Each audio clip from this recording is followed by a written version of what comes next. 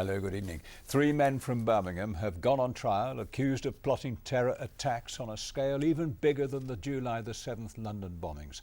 The men are alleged to have planned to detonate bombs in crowded places to cause a large number of deaths and injuries.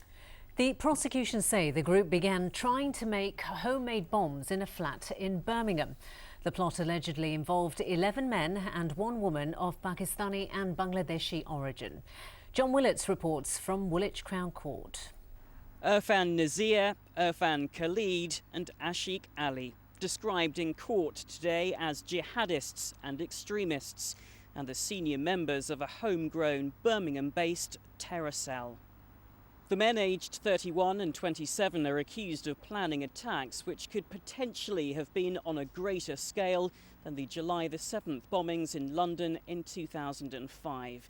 A new wave of suicide bombings using rucksacks, allegedly described as another 9/11.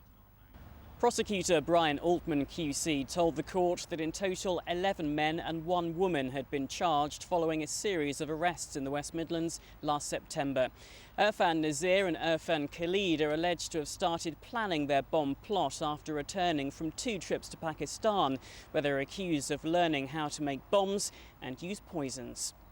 The 3 men are also accused of recruiting others to join their campaign. 6 of the men arrested last year have already pleaded guilty.